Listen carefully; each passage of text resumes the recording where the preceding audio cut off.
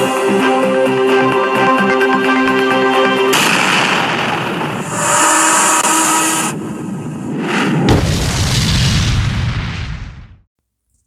and gentlemen, I present to you the Biafran golden child, the real Biafran golden child, as he delves into the situation between Governor Sim Fubara, Wike, and now Tinubu in that damnable zoo republic called Nigeria. Without any much further ado, I present to you all the Biafran golden child. Thank you.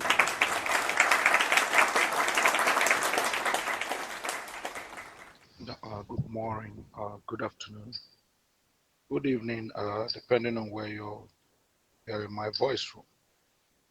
Yes, this is Biafra Superstars Media, and we want to make a brief comment concerning the announcement of a state of emergency or the declaration of a state of emergency on Rivers State by the Nigerian president, Bola Tinubu, on Tuesday, the 18th of March 2025.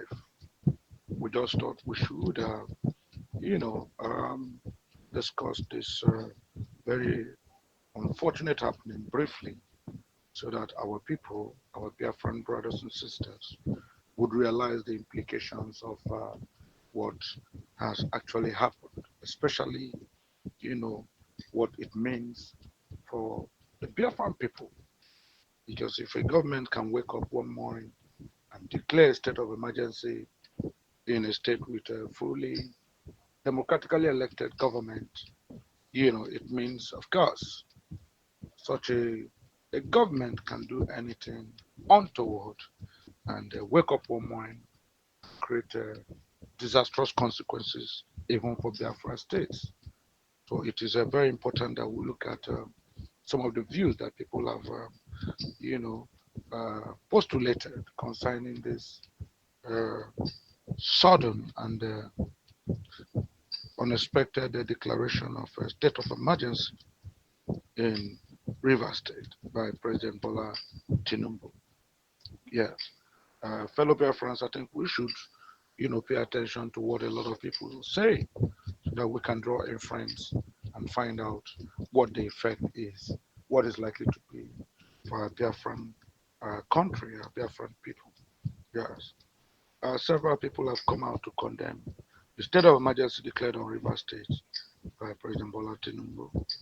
A lot of people have come out to declare that the action of the president was not only unconstitutional, but also an absurd political decision and a very dangerous precedent. Yes, a lot of people have reviewed the situation in River State, noting that it had clearly not degenerated to the level warranting a state of emergency. Yes, people have observed that the inherent political interest in the state, you know, have looked at it and they said a more reasonable solution could have been applied rather than an emergency rule. Of course, the presidential fiat invoking section 305 of the 1999 Constitution is arbitrary in the circumstances, to say the least, particularly on the conditions, precedent, and implications for democracy and the development of the country. It is clearly a dangerous precedent, which can only be interpreted as an absurd political manipulation on the part of the federal government. Why the rush to proclaim a state of emergency without the conditions precedent as required by law? Doesn't the president's action vitiate the rule of law he talked about in his speech? Hasn't he, by this rash action, shown us that he does not fully understand the long term implications and lacks the requisite skills required to rule a complex country like Nigeria? Or is it about his party's much touted political interest in Rivers State ahead of 2027? These are questions germane to this unfortunate decision, which of course sends frightening signals, both locally and internationally, regarding the rule of law and the overall state of things in our nation. let us say here that it's very, there seems to be a very, very clear evidence that President Bola Tinubu was ill advised. Yes, he was ill advised because you should have acted as a father to the parties involved in the River State quagmire instead of being seen as one sided and vindictive. Yes, this rational deduction could be gleaned even from the sequence of his speech, which gives away the emergency rule proclamation as a political orchestration towards a political end. Yes, this was a situation that would have almost happened in Kano State when during the Emirate crisis, but for the maturity of the governor and the good people of Kano State who avoided being tricked into taking their resistance onto the streets. The same scenario might have played out with an unjustifiable declaration of a state of emergency on Kano State. So it has become very glaring that this government, you know, takes rash decisions rather than calm down and look at, all sides of the coin. The government takes decisions that would favor, its friends, his cronies, and, you know, his political affiliates, no matter whose ox is God. Yes, I think we should look at some of the implications of the declaration of a state of emergency for the economy. We should know that it this kind of decision was capable of triggering restlessness in the Niger Delta with disastrous effects on the national economy. Now, the challenge is how to deal with a possible implosion in the Niger Delta over this matter. Are we seeing signs of this, given the incidents in the state in the last few days, and how this could affect oil production as the nation's economic mainstay? I think every meaning Nigerian should call on the president now to immediately reverse his decision. Yes, uh, members of the National Assembly were encouraged to reject what everybody has described as presidential coup against a constitutionally elected government of the people in River State.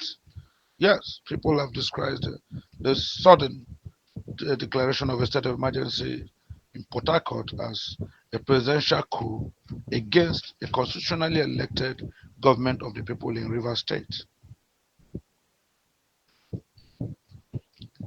I think we call several people have advised Nigerians to remain vigilant against any measure or actions by the government and individuals within it that could jeopardize the nation's democracy, which was hard-earned and must be protected against impunity, ill-advised decisions and policies.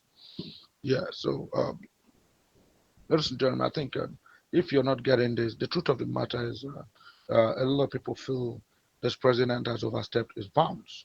A lot of people feel this president didn't do wider consultations. A lot of people feel that you don't wake up one morning and you just declare a state of emergency, in a country, in a state that was duly democratically elected, in a state where the people have no dissensions with their governor, in a state where the people love their governor and were ready to cooperate with their governor, in a state where the only problem was the former governor of the state, who is an FCT minister, Nyesom Wike, who is a very close crony, you know, of uh, the president, you know, who has made governorship very difficult, for the young uh, academic technocrat who, yes, who he might have, you know, assisted, quote and unquote, in becoming the governor of Rivers State. But of course, the young man felt eventually when he became a governor, he felt, of course, like, I mean, if I accede to this Godfather's request and conditions, now that I'm governor, my people, the people of River State, were going to suffer a lot because, of course, most of the revenues that should accrue to the people, most of the development projects that should have gone to the people, most of, you know, spontaneous developmental initiatives will be overtaken by events because, of course, you have to, you know, keep in tow with, the so-called Godfather. And so the whole world was watched in shame and you know in shock as president of Nigeria, rather than listen to both parties, rather than caution both parties for, especially Mr. Nyesom Wike, FCT minister, who, for reasons best known to him, selfish and wicked reasons, have sworn to make sure Sim Fubara, the democratically elected governor of Rivers State, does not in any way have anything similar to peaceful governance. He frustrated the young man. He got the National Assembly to do everything possible to kick him out. In fact, they were orchestrating possible impeachment plans on the governor for no reason at all, except wickedness, except one man's overriding ambition, except of course someone who claimed to be a Democrat but is in no mode whatsoever as a Democrat. Instead, he has become a narcissist, and a wicked, wicked political and power monger. Yes, of course, a lot of people have said Nyesom Wike, you know, should have let this gentleman, Simfubara, reign in peace. After all, after Dr. Peter Odili, moved away, Rotimi Amechi took over. And you read Port Harcourt, River State in peace when Rotimi Amechi left. And this week came in, some week came in as a governor. Rotimi Amechi did not worry him, and he ruled for 12, for eight consecutive years, enjoying himself, leading, successfully, and then moving on to be an FCT minister. Everybody is querying and wondering, why is it that this time that Wike has midwifed a governor in the person of Sim Fubara, why is he not letting it go? Why not let the young man, learn on the job? Why not encourage him, motivate him? And if he's erring, direct him on the way forward. Why do you orchestrate, plans? Orchestrate, every wicked, every deliberate effort to frustrate him. Why have you made this governorship very, very, unsteady and full of, schemes and counter schemes? Why have you suddenly hated the man? You made at one point it was a accountant general, at another point was a chief of staff, and now you made him a governor, and you say openly, "I regret making some Fubara a governor. I regret." Why is Wike playing God? Why is Wike playing God in River State? Why is he suddenly living larger than life? All because he has a Milocon. All because, he has promised a Milocon 2027 victory in River State. Ladies and gentlemen, fellow Biafrans, this is a very sad development. It is a sad development, and nobody should take it lying down, because what is good for the goose is good for the gander. Because, of course, we know injustice anywhere is injustice everywhere. Yes, any wrong done to any person in any state is equally a wrong done to any other person in another state. Today it's in Fubara.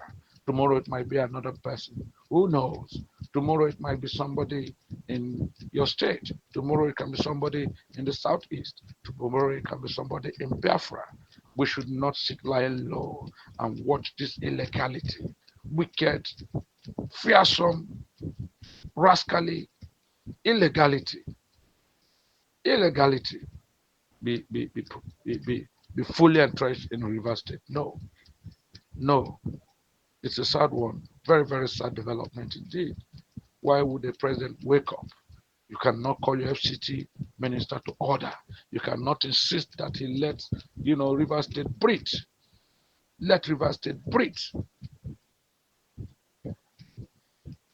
People defected, 27 lawmakers defected from a party, from PDP, and openly declared they defected to the APC. And based on that, of course, yes, the party, the PDP, and the governor said, okay, since you defected, you are no longer, members of the, uh, House, You're no longer members of this house. You cannot superintend affairs, as lawmakers in this state anymore.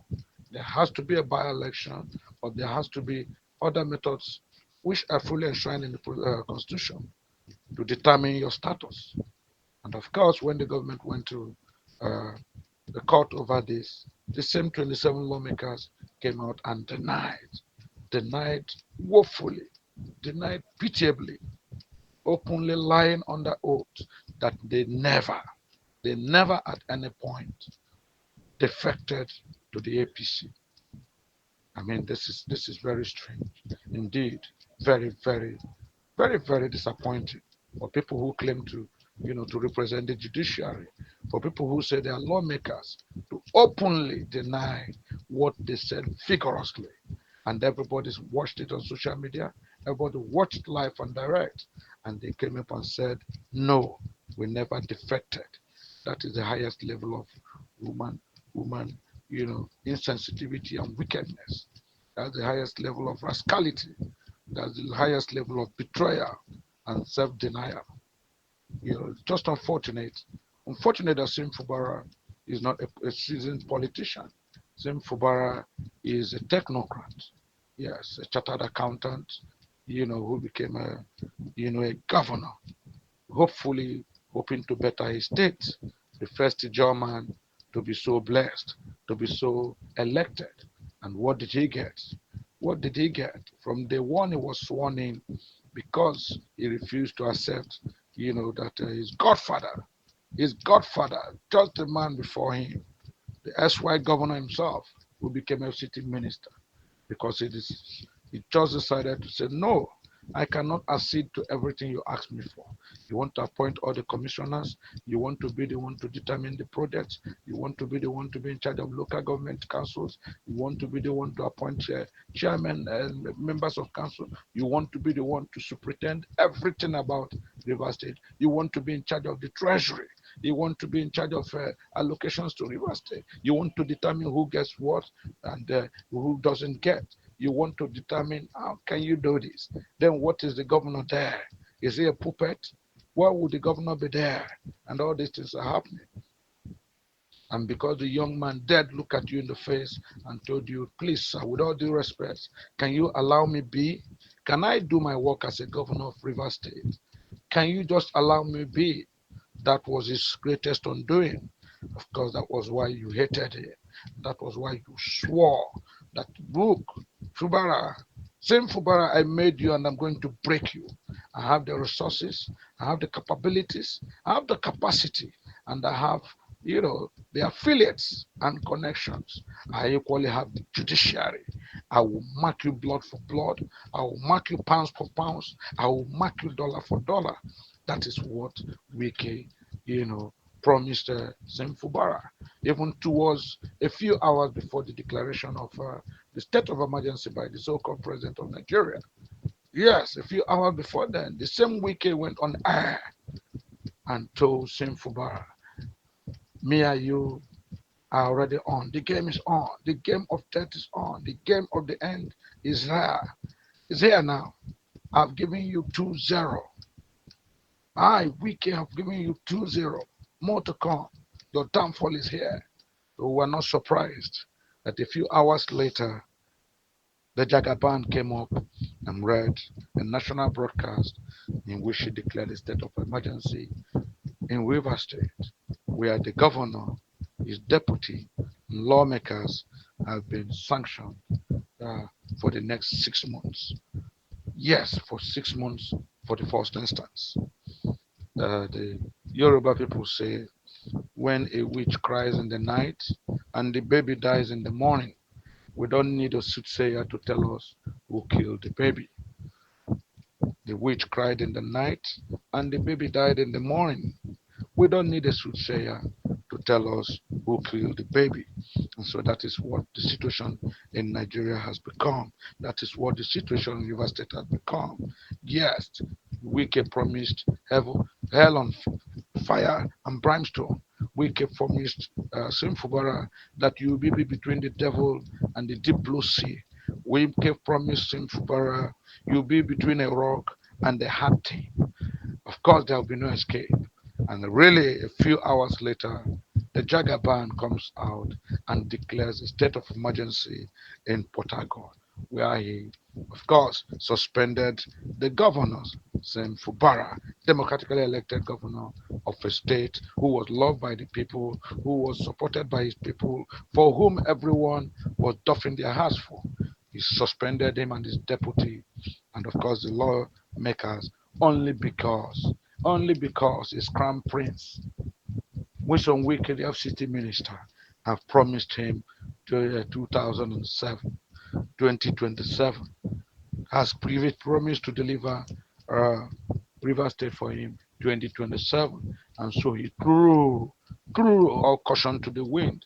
He threw, you know, all sincerity of purpose and brought out the highest rascality and illegality to make such pronouncements of impeach uh, sanction against River State, declaring a state of emergency.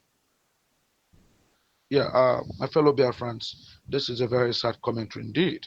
When our able leader and one-time Biafran ambassador, Chinua Achebe, a writer of great immense reputation, when he told us that there was a country. A lot of people didn't realize where he was going. People thought he was deluded. People thought he was speaking, in proverbs. But Chinua Achebe said openly there was a country indeed called Nigeria. Indeed, there was a country. Otherwise, why would a president wake up one morning and declare an illegal state of emergency in a state that has a democratically elected government in power, performing, rather than call the FCT minister his friend to order. Tell him, look, relax. Let this man do his 4 years. If the people don't want him anymore, of course they will elect him out. If they don't want him, they will not vote for him. Why do you want to scamper him out of office? Why are you setting all the banana peas all around him?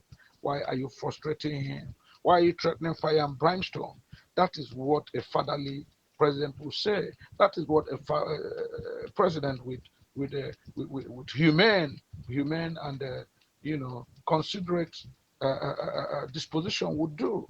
Not this insensitivity, not this flagrant use of abuse of power, quoting portions of the 99 Constitution that he quoted out of context, using it brazenly, and rascally to declare state of emergency in Port Harcourt. That is the highest level of wickedness, the lowest level of human oppression. It cannot stand.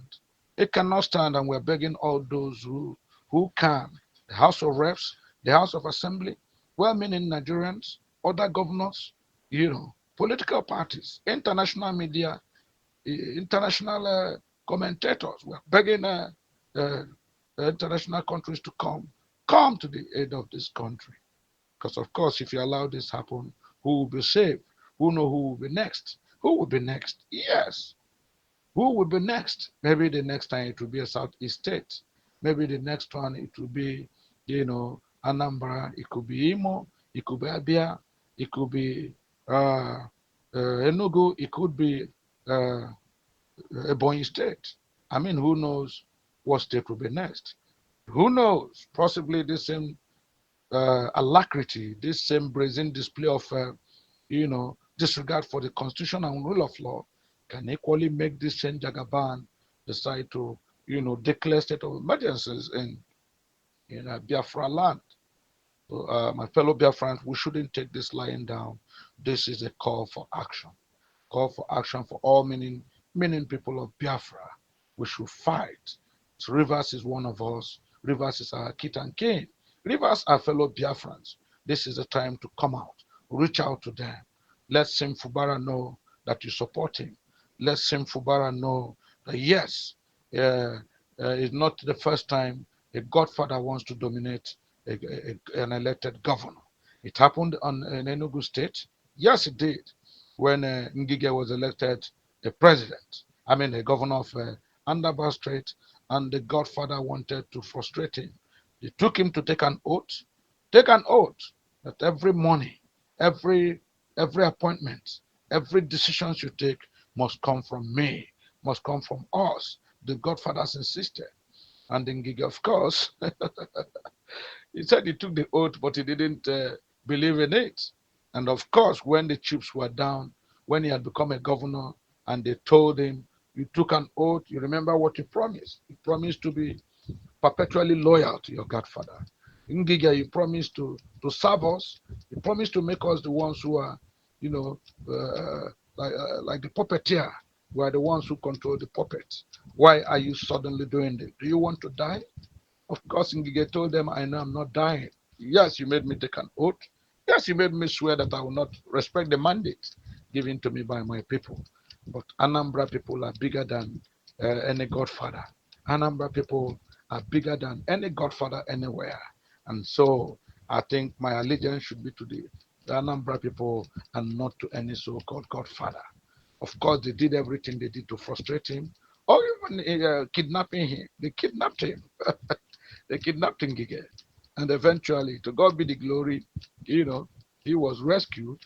And of course, eventually, he became a governor of Anambra State, moved on further. And anyhow, he lost and eventually became a minister. So the truth be told, Simfubara, don't see yourself as, the only person that has been, you know, truncated, traumatized by a former godfather, by Suke, a man who, the search for power, the pursuit for power, you know, a megalomaniac. Wike has become a thorn in the flesh of Nigerians. And such people, I make bold to say, such people don't last long. Watch him. Yes, he thinks he has the powers that be at Abuja. He's the FCPT minister. He has a lot of people at his beck and call. He has the judiciary at his beck and call. He has the presidency. Yes, eulogizing him day and night because, of course, they want to, they want electoral victory come 2027. But he's in for a shocker. Wike is in for a shocker. No man is God. The voice of the people, the voice of God. You think today you have all the armory, today you have all the money, today you have all the contacts, yes, to do and undo. But Wike, watch it. Beware the ides of March. Wike, be very careful. Yes, nothing lasts forever. Power is transient. Today you've been there, you were 2 times governor of River State. Let it go. Let someone else do his job. Let someone else who is democratically elected, do what he ought to do. You don't encourage wickedness of this order. You don't frustrate a man because he refuses to dance to your tone. Wike, you say you're a lawyer. You say you're a lawyer. You are abusing the governor of Enugu State. You said that you don't know what kind of law he studied. You don't know what kind of law school he went to. That he does not in any way represent, the hallowed legal profession in his conduct as a PDP party man and as a governor. But I tell you, Wike, sincerely speaking, you have become the worst, a perfect adumbration of one who shouldn't even have studied law. You are the worst of those and the main best character who has made Nigerian judiciary a laughing stock. You have made the Nigerian judiciary a laughing stock, and you continue to make it a laughing stock when you beat your chest and you continue to, scream to high heavens that you are a God. You can do and undo. I am he that is to come. Wike, better beware. Power is transient. Nothing lasts forever. I think I'll peg it there. So, ladies and gentlemen, before I end this, audio, I want us to be very, very careful. A lot is happening in this polity. Yes, let Chinua Achebe describe this country as there was a country, showing that there's no hope for anybody in this so-called contraption called Nigeria. We should ally and cooperate with the Biafra regional government in exile. We should communicate effectively and encourage, motivate Dr. Ngozi Orabueze, yes, to superintend, the affairs of the declared United States of Biafra. We must think Biafra. We must breed Biafra. We must believe Biafra. This is the only solution. Otherwise, this kind of kangaroo declaration, this illegality, this absolute disregard for law and order Yes, this complete disregard of the rule of law will continue to happen. There's nothing good that can come from a bad process. This was a government that was not elected, but he forced himself on the people because the president said, "It is my turn." This was a government that was brought in an election where we were hearing who the leader should have been, who the winner should have been. We were hearing Obi, Obi, Obi, APC. We were hearing Labour Party, Labour Party, Labour. All of a sudden, it changed midway, and somehow the Jagaban came out. How can you an okra fruit be a banana fruit? It doesn't happen. There's no hope for anyone in this country. Yes, there was a country. The only hope we have is in our Biafra Republic, and to that extent, I want us to work vigorously, all hands on deck, towards the successful declaration. It has been declared the successful and full promulgation of the country called Biafra. Thanks. God bless you all.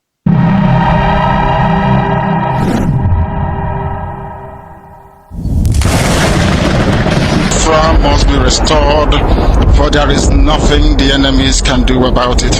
You brought Biafra that light may come into Africa. You gave us hope because we are in a continent of hopelessness. And by thy grace, Biafra shall be restored. We shall be resurrected. We shall crown our efforts with the glory by the grace of the Most High Himself. We are not strong. We do not pretend to be strong. All we do is to submit ourselves to your will, that your will may be done upon our lives. We have lost many people. We have lost so many good people. Their sacrifice will never be forgotten.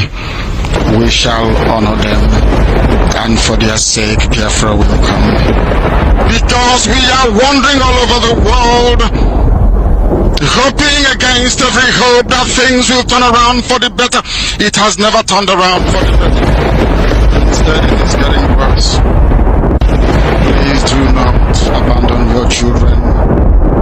You have given us a commission, and we must accomplish it in our lifetime. Our enemies are equally important because they must listen. Those who do not love the truth must listen. Those who are beholden to darkness, they must also listen. For we are here to bring light upon a very darkened continent without Biafra. Africa is nothing without Biafra. There is no difference between a black man and a wild animal in the forest. We say every shred with every ounce of conviction. I welcome each and every one of you. If you're joining us for the very first time, this is Radio Biafra. This is how we do it. We magnify the name of the Most High before we do anything. That is why we are exceptionally formidable. That is why